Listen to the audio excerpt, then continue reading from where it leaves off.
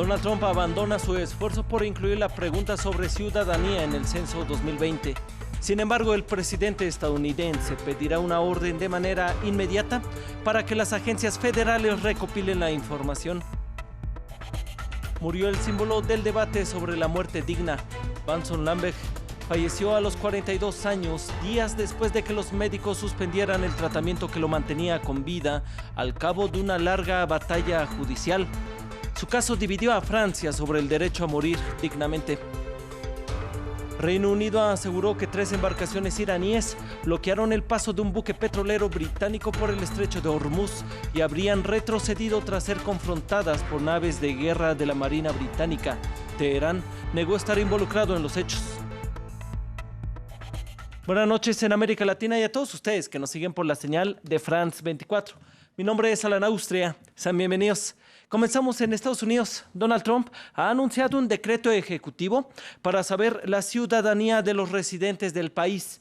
El gobierno asegura que es una medida para hacer mejores políticas, pero la oposición denuncia que terminará siendo un rastreo de la población indocumentada. Donald Trump quiere saber el número de personas que viven en Estados Unidos sin ciudadanía. La Corte Constitucional impidió que incluyera esta pregunta en el nuevo censo, pero el presidente decidió recolectar la información por otros medios. Hoy emito una orden ejecutiva para poner este plan en marcha inmediatamente. Ordeno a todos los departamentos y agencias del gobierno federal entregar al Departamento de Comercio todos los documentos requeridos sobre el número de ciudadanos y no ciudadanos en Estados Unidos. Miraremos hasta debajo de las piedras. La pregunta sobre la ciudadanía ha abierto un debate en la arena política de Estados Unidos. El gobierno defiende que es una manera de construir mejores políticas públicas. La oposición demócrata y movimientos sociales consideran que se podría convertir rápidamente en una caza contra los migrantes indocumentados. La renuncia de Trump a incluir la pregunta en el censo previsto para 2020 es una victoria para los demócratas, que temían ver afectada su representación en los estados que son sus bastiones electorales. Sin embargo, las consecuencias del nuevo decreto están por ver. Vincent Lambert murió y el debate sobre la eutanasia sacude a la opinión pública francesa. Los médicos, por decisión de la justicia y apoyados por parte de la familia, dejaron de proveer la asistencia desde hace 9 días. La información nos la detalla David González. Vincent Lambert llevaba 11 años en estado vegetal. Su caso era el emblema de quienes defienden la eutanasia. Parte de su familia pedía que lo desconectaran. Es un alivio porque sabíamos que era una anomalía mantener a Vincent vivo de esa forma por años. Él no fue respetado, su cuerpo estaba sufriendo. Él no hubiera querido vivir así. Él ni siquiera estaba consciente, esperamos. Estaba en el centro de la tormenta en Francia. La disputa legal entre los miembros de su familia llevaba años. Finalmente, la máxima corte francesa determinó, en un país donde la eutanasia es ilegal, que el médico podría efectuar el protocolo para desconectarlo. Hace más de una semana dejaron de alimentarlo artificialmente y de nutrirlo. La fiscalía abrió una investigación que, según ellos, es un procedimiento rutinario. Quiero señalar el hecho de que esta investigación no es prueba ni una investigación preliminar por homicidio voluntario o asesinato. Es un procedimiento que nos permite una investigación cuando alguien muere de forma extraordinaria. Los padres de Vincent, católicos, dicen que el gobierno cometió un crimen de Estado, que su hijo no era un enfermo terminal. Lambert podría mover los ojos y respirar sin ayuda mecánica. Y seguimos en Francia, pues el ministro de Ecología se encuentra en el centro de la polémica tras ser acusado no solo de ofrecer lujosas cenas pagadas con dineros del Estado, esto mientras era portavoz del Parlamento, sino también de haber gastado miles de euros de dinero de los contribuyentes en renovar su apartamento ministerial. Desde cenas fastuosas en la Asamblea Nacional pagadas con dinero del erario, hasta acusaciones de que el ministro de Ecología francés, François de Rugy, usó unos 63.000 euros de fondos públicos para renovar su apartamento ministerial. Asimismo que su jefa de gabinete, Nicole Klein, mantuvo una casa social en París por 12 años, aunque no vivía en la capital. Klein renunció, al parecer, por orden de Hougy. Sin embargo, desde que el medio digital Mediapart reveló las acusaciones el miércoles, han aumentado los llamados a que de Hougy también dimita. Es inaceptable y por eso creo que François de Rugy está obligado a renunciar al gobierno. Incluso su propio partido admitió que el funcionario debe explicar lo sucedido. Podemos ver que hay una controversia y que se necesita transparencia. Creo que el camino es frente a la Oficina de Ética de la Asamblea Nacional.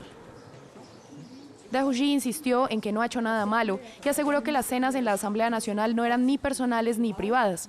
Afirmó que eran parte de su trabajo como portavoz. Sin embargo, también indicó que estaba dispuesto a aclarar lo que fuera necesario. Obviamente seré muy cuidadoso con todas las explicaciones que tenga que dar y si hay que hacer evaluaciones, estoy listo para cumplirlas. Y si ha habido errores de estimación de mi parte, estaré listo para corregirlos. El escándalo se presenta en un momento difícil para Emmanuel Macron, tras meses de protestas de los chalecos amarillos que acusan a los políticos de estar desconectados del pueblo francés. Seguimos en este país, pues el Parlamento francés aprobó un impuesto sobre las ganancias de los gigantes de Internet. Es del 3%, afecta a Google, Amazon, Facebook y Apple. Estados Unidos inició una investigación contra Francia por esta medida y París aseguró que no aceptará amenazas. Y es que la pesquisa abierta por el gobierno de Donald Trump es del mismo tipo que la que llevó a la guerra arancelaria entre Estados Unidos y China. Es por eso que agradecemos la presencia aquí en nuestros estudios a Ana María Moreno, magíster en gestión de información y de conocimiento. Muchas gracias por estar en nuestros estudios, Ana María. Buenas noches, Alan. Muchas gracias. ¿Cómo es el plan de Francia del nuevo impuesto digital a los gigantes tecnológicos y por qué enfada tanto al presidente Donald Trump? Bueno, primero porque es un proyecto que ellos tenían para hacerlo a nivel europeo, donde se pudiera poner un impuesto general a las ventas más que a las ganancias, porque se desconoce un poco cuánto es lo que ganan, pero sí se conoce localmente que en cada país cuánto están vendiendo. Se sabe, por ejemplo, que en el 2016 en Francia Facebook facturó fácilmente 540 millones de euros en ventas y solo se pagó en impuestos 1.2 millones. O sea, eso hace menos del 0.2% de impuestos. Entonces hay un desequilibrio frente a las empresas locales en el tema también de publicidad, ¿cierto? Y también de este desequilibrio es que las empresas tecnológicas, las globales, han sido acusadas de que evaden impuestos. ¿Dónde pagan los impuestos los gigantes Principalmente en el caso de Europa están o en Irlanda o en Luxemburgo, ¿cierto? Este proyecto de ley a nivel europeo no pasa finalmente por la falta de apoyo de estos países, tanto Finlandia como Suecia, Dinamarca, que no están interesados en hacerlo pasar porque tienen unas leyes más favorables. Pero Francia pues decide ser pionera en este sentido y dice es necesario empezar a facturar aquellas empresas que tengan ventas mayores de 750 millones de euros, pero que estén ofreciéndole servicios a los franceses. Y como indicas, Francia es pionera, al menos en Europa, en poner estas medidas, estos nuevos impuestos. ¿Qué le va a pasar? ¿Qué consecuencias le puede traer al gobierno de Emmanuel Macron? ¿Puede llegar a una guerra como la que tiene ahora arancelaria con China? Bueno, no creo que lleguemos a tanto, pero sí pueden poner, Donald Trump y en el Senado de los Estados Unidos ya empezaron a hacer una investigación para ver cómo esto va a afectar localmente a las empresas digitales, pero principalmente lo que se quiere también es ver qué productos franceses empezar a ponerle impuestos, aunque Bruno Le Maire dice que finalmente Francia es autónoma y tiene soberanía sobre los impuestos de su territorio, entonces, y que pues tienen que respetar ese tipo de soberanía. Pero pues vamos a esperar, imagino que ciertas represalias, aunque ya se viene trabajando con el G20, este es un tema que se puso el mes pasado para que a nivel internacional empiece a generarse este tipo de impuestos porque entran dentro de prácticas desleales frente a empresas locales que hagan lo mismo, porque no tendrían impuestos. Bien, pues muchas gracias por tus concretas respuestas, Ana María Morena. Ella es magíster en gestión de información y de conocimiento. Vamos a otros temas. El gobierno de Reino Unido aseguró que 3 embarcaciones iraníes bloquearon el paso de un buque petrolero británico por el estrecho de Hormuz. Sin embargo, al parecer retrocedieron tras ser confrontados por naves de guerra de la Marina Británica. El incidente se presenta un día después de que el presidente iraní advirtiera que habría repercusiones tras la incautación de su petrolero. No obstante, Teherán negó estar involucrado en estos hechos. Declaraciones contradictorias vuelven a rodear una nueva escalada de tensión en el Golfo Pérsico. Oficiales de Estados Unidos y de Reino Unido aseguraron que 3 embarcaciones iraníes trataron de impedir que el buque British Heritage cruzara el estrecho de Hormuz hasta que un barco de la Marina Británica intervino. Los oficiales británicos indicaron que una fragata que escoltaba el buque emitió advertencias verbales contra los barcos iraníes y fue entonces cuando retrocedieron. El canciller británico felicitó a los oficiales de la Marina. Obviamente son hechos muy preocupantes, pero estoy muy orgulloso de la Marina Real y del papel que desempeñó al mantener los activos británicos, el barco británico a salvo. Pero Irán niega que la confrontación hubiese ocurrido. El canciller Javad Zarif describió los hechos como acusaciones falsas sin valor. El tenso episodio se presenta en medio del complejo estado de las relaciones entre Londres y Teherán. La semana pasada, agentes especiales de la Marina ayudaron a interceptar en Gibraltar el carguero iraní Grace 1, indicando que transportaba petróleo a Siria, rompiendo las sanciones europeas. Además, el miércoles, el presidente iraní Hassan Rouhani advirtió directamente a Reino Unido sobre el incidente. Ustedes iniciaron esta inseguridad y verán las consecuencias luego. Ahora sienten tanta desconfianza que cuando uno de sus buques quiere moverse en la región tienen que escoltarlo fragatas, todo porque están asustados. La oficina de la primera ministra británica llamó a un desescalamiento de la tensión. La Fiscalía de Milán ha abierto una investigación por posible financiación rusa de la ultraderechista Liga de Matteo Salvini, el ministro del Interior italiano. El caso se activó tras la publicación del semanario italiano L'Espresso y el medio estadounidense BuzzFeed. Esto sobre una supuesta reunión entre personas cercanas a Salvini y funcionarios del Kremlin. El líder de la Liga anunció que ya ha presentado una demanda por difamación.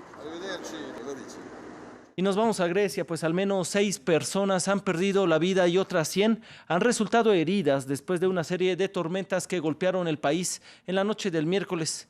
Los vientos, la lluvia y el granizo golpearon con fuerza el norte de esta nación en una zona altamente frecuentada por turistas. Carpas de sol destruidas, árboles caídos y partidos en mitades como si de lápices se tratara, y botes colapsados flotando como corchos en el mar. Estas son apenas algunas de las caóticas escenas que han tenido que presenciar los residentes y turistas de la península Haldiki en Grecia, después de una noche plagada de tormentas. El viento hizo todo el trabajo. La lluvia no fue nada. Hubo un viento tan fuerte que nada podía quedar en pie. Hubo un estruendo. Ni siquiera un cañón hace tanto ruido. El agua lluvia te golpeaba como si fueran rocas. Yo no tenía ropa puesta y salí por los niños. Cuando la lluvia caía sentía como si las rocas estuvieran cayéndome en la espalda. Los testigos dicen que los tornados, los fuertes vientos y las granizadas se prolongaron por alrededor de 20 minutos y ese tiempo fue suficiente para arrasar con las pertenencias de estas comunidades. Expertos han descrito esta tormenta de verano como extremadamente inusual. Una madre y su hijo murieron en este restaurante cuando un techo colapsó encima de ellos. 2 turistas perdieron sus vidas cuando los poderosos vientos tocaron su vehículo. Otros murieron por árboles caídos y más de 100 resultaron heridos. En la región fue declarado el estado de emergencia, mientras los equipos de rescate cumplen con su tarea y las labores masivas de limpieza continúan. Finalizamos con noticias de quienes protegen al medio ambiente, pues una veintena de activistas de Greenpeace que están navegando por el mar Mediterráneo para alertar sobre el calentamiento global han instalado un enorme sartén flotante con un planeta en forma de huevo frito y una pancarta donde se lee "Planeta frito". Los dejamos con estas imágenes. Siga con toda la información en france24.com.